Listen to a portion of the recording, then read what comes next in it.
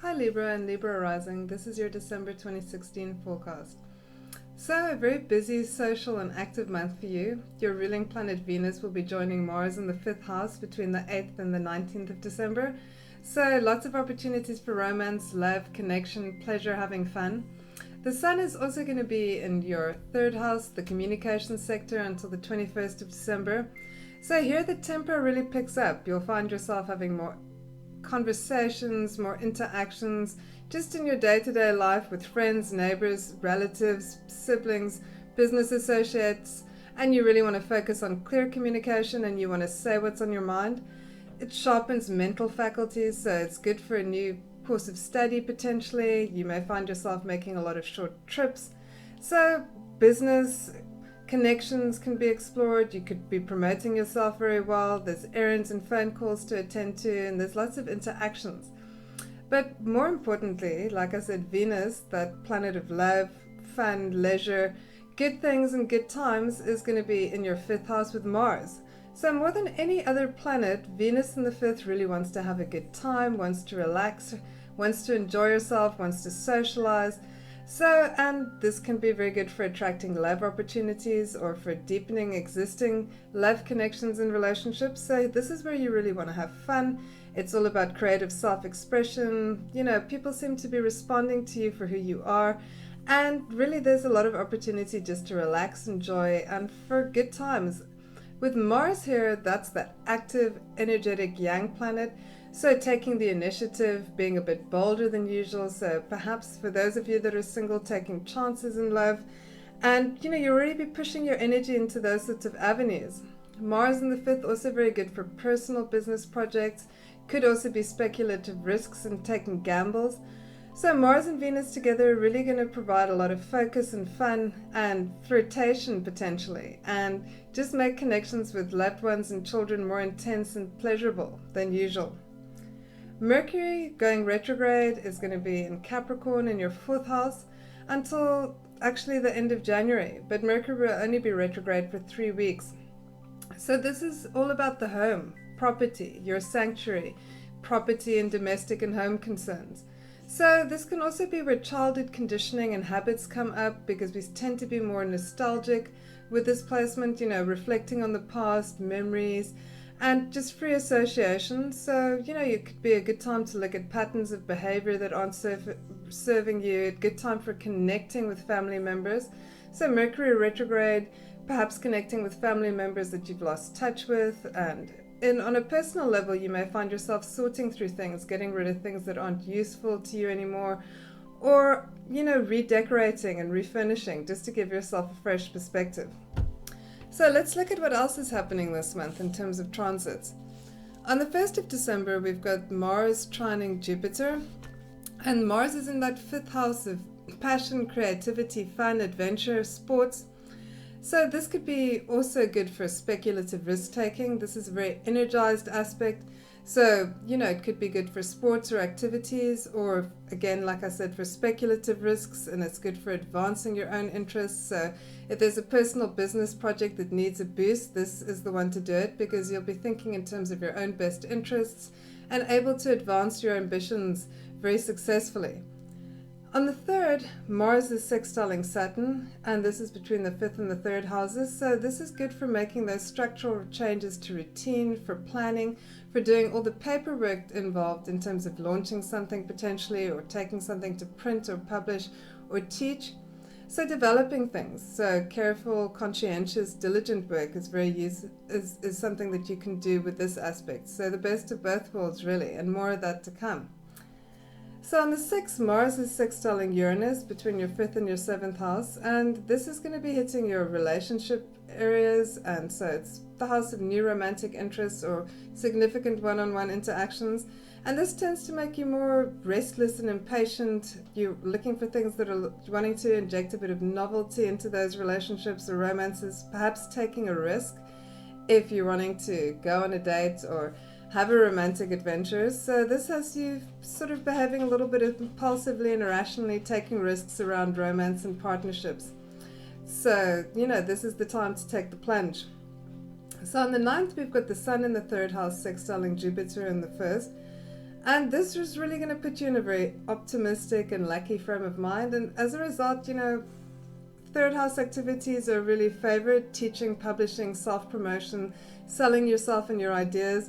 The kind of sunny optimism of Jupiter and the sun's clarity really helps you make plans for the future, particularly in these categories. And, so if you need to promote yourself or sell yourself, this is the aspect to do it with.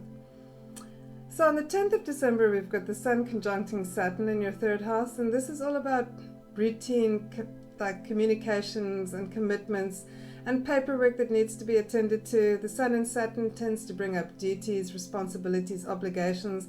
So perhaps attending to things that are not so pleasant, such as taxes or just emails that need to be sent out and communications and phone calls that need to be made.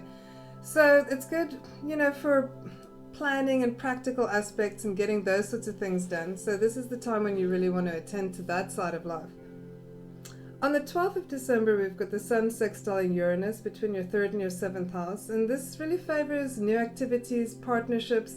So again, that sense of novelty, things are starting to feel a little bit more exciting, potentially with partnerships, but perhaps new partnerships are being forged. So this could also favor the study of new things or novel things, Uranus being the planet of technology, or just things that are perhaps more esoteric or off the beaten track. Astrology, yoga, those sorts of occult pursuits could be favored in terms of study, or technological study and advancing skills, forging partnerships. So exciting time for partnerships and new areas of study potentially. So on the 14th of December, we've got the full moon, and this is going to be in your ninth house. So the polarity is between the third house and the ninth house. So the third house being routine, day-to-day concerns and things that need to be done, and the ninth being that house where we're looking for broadening our horizons, for adventure, for significance, meaning.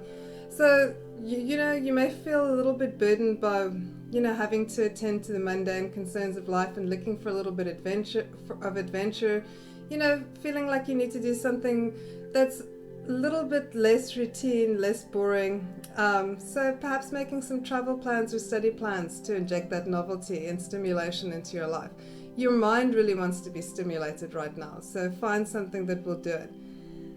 So Mercury going retrograde on the 19th. So, the traditional Mercury caveats always apply: miscommunication, misrepresentation, like hitches with technology, machines letting you down, data getting lost. So make sure you back up all your important details and datas, and try and communicate as clearly as possible. With the Sun in your third house, up until now, the focus has been on communication, and you have been able to convey what's on your mind very accurately. So continue in this vein.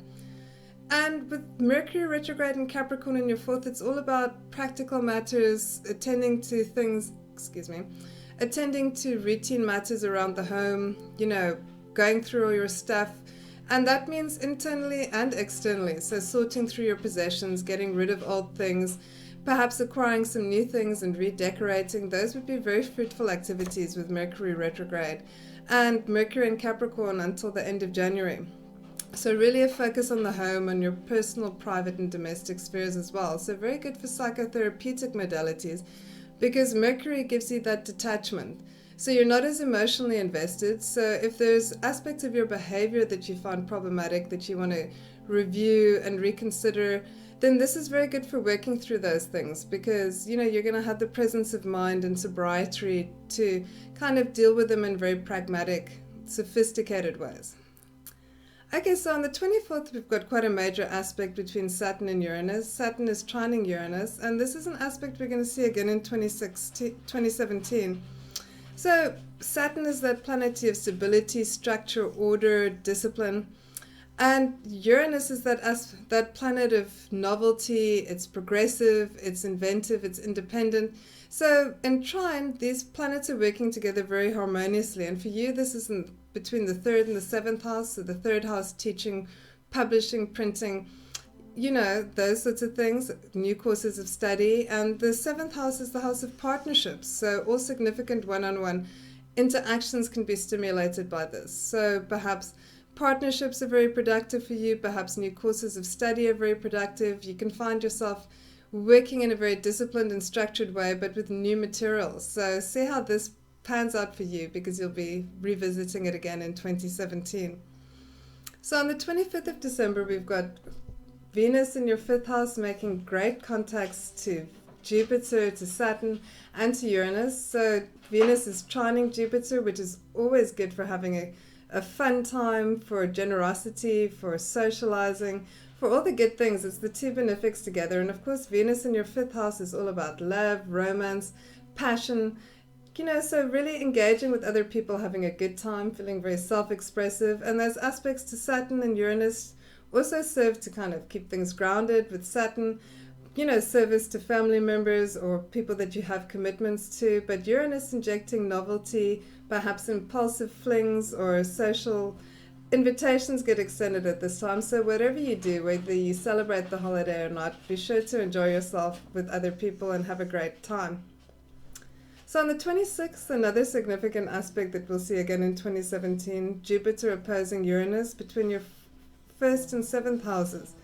So this is two angular houses. The first house is you and how other people perceive you, how you project, and how other people respond to the impression that you're making. And the 7th house is partnerships, other people.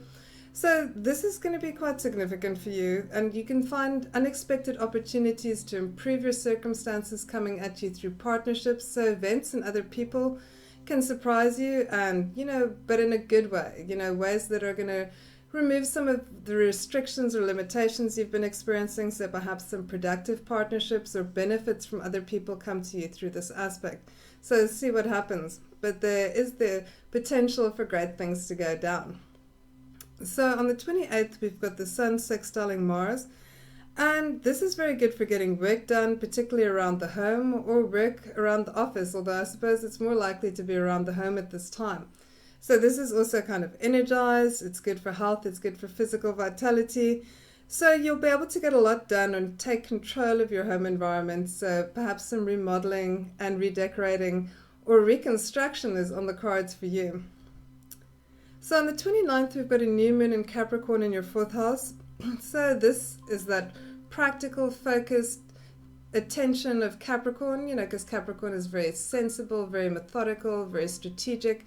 And this kind of energy is going to be applied towards the home. So very often at this time of year, we've got a new moon in Capricorn. So it's all about those New Year's resolutions and changes that we want to make. The 4th house is very foundational. It concerns our innermost aspects as well. So what changes do you want to make in your attitudes and your beliefs in your home environment that can take you a little bit further this year? With a sextile to Mars, you may be inclined to take some cautious risks as well to achieve those sorts of goals, objectives. So the month ends with the Sun sextiling Neptune between your 4th and your 6th houses. And the 6th house is also that house of service. And the Sun and Neptune together heightens your sensitivity to other people. So perhaps you find an area to be of service or to give back to your community or to help somebody else in need. Anyway, if you've enjoyed this forecast, please like and subscribe. I hope you have a happy festive season and a great new year. And thanks so much for listening.